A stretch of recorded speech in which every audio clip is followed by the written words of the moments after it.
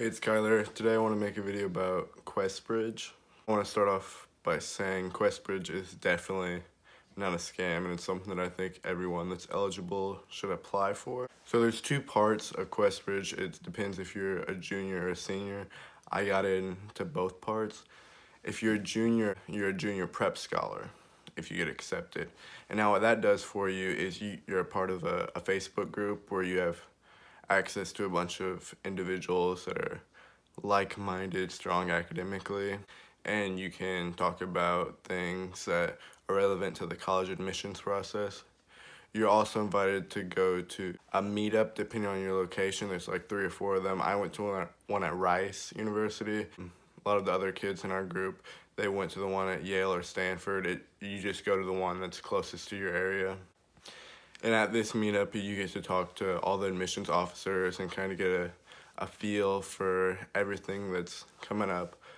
The biggest part is really just being able to talk to and build relationships with all the admissions officers, like at Yale, Princeton, UPenn, Dartmouth, all of the partner schools, which Questbridge definitely has a lot of. If you're looking for a selective college, it's probably one of them.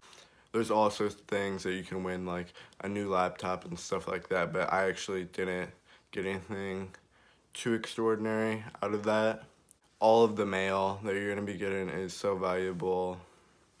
I know it's just advertising, but it's also exposing you so much earlier, and then it also puts you on a special list for all these colleges, because literally every single Questbridge partner will mail you stuff, and that's over 40 schools. Northwestern, University of Chicago, Vanderbilt, all of them. So that's great and all, but definitely what you really want is whenever you're a senior. And I think if you apply your junior, that definitely increases your chances of getting in senior year. You're like 5 to 7 times more likely. And then also, friends and family will question, well, what does being a finalist during your senior year mean? It means you get to partake in the match. Now, during the match, you get to rank 12 schools.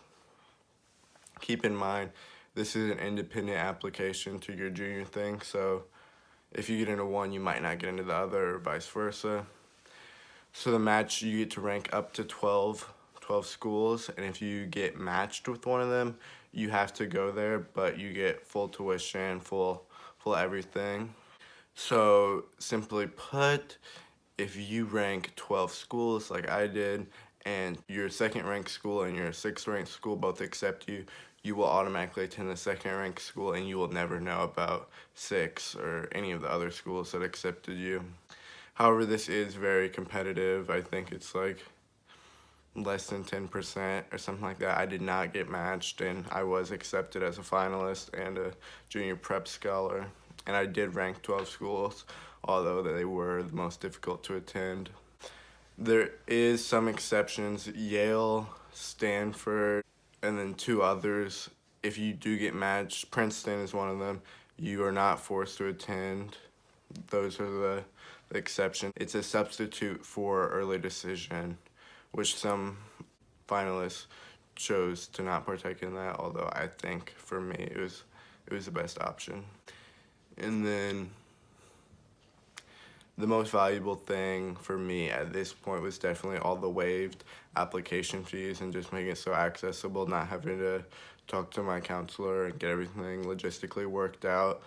I applied to in between 20 and 30 partner schools, so yeah, it was a lot of work. But that would have cost me around $2,000 to $3,000, and I don't know if I would be willing to put that much money into it whenever there's a high chance of getting rejected, as these schools are so selective. So that's definitely the biggest thing that Questbridge has been able to give to me as like a definitive thing whenever people ask me, what is this program given to you? And of course, there's little things that might not be as so inspirational to apply for, like things that you get, like the friends and just like learning what you want out of a college. We're all on the Facebook page together, and obviously, you get people's Snapchats, and these are real individuals. I'm pretty sure everyone initially said, I was expecting all these Questbridge kids to be so stuck up and have no personality. a lot of fun and Snapchat each other in group chats, and sometimes it's kind of crazy. But definitely exposing you to maybe people that you might have not experienced in your high school. Like, it's so much more diverse than my high school is, and just having the people that are all really inspirational. Like, you know, some people feel really strongly about computers, some people you know, read so many books, and then people like me that want to start their own businesses. So I think that exposure was really valuable to me, and as this college process is concluding for me, so it's end of February, I'll get my decisions, regular decision for all the schools, late March, early April. I'm really glad that I was able to go to the Questbridge event in Rice and have all these opportunities put in front of me. And if anyone has any questions that I didn't cover about the specifics, I feel like I will probably be able to answer them, so feel free to comment below. So something that you might be wondering is what happens if you don't match like I did. That's whenever people kind of start thinking, well, what did Questbridge do for you? And I already kind of mentioned about all the waived application fees. So if you don't get matched, all those applications automatically roll over into regular decision. So it's called Questbridge regular decision. Your application is reviewed in kind of like a separate pile from everyone else's. It's just a regular applicant, and I mean, there's no hard statistics on it, but I would say that probably increases your chances by making you look a little bit more unique. The decisions come out just like any other regular decision plan would.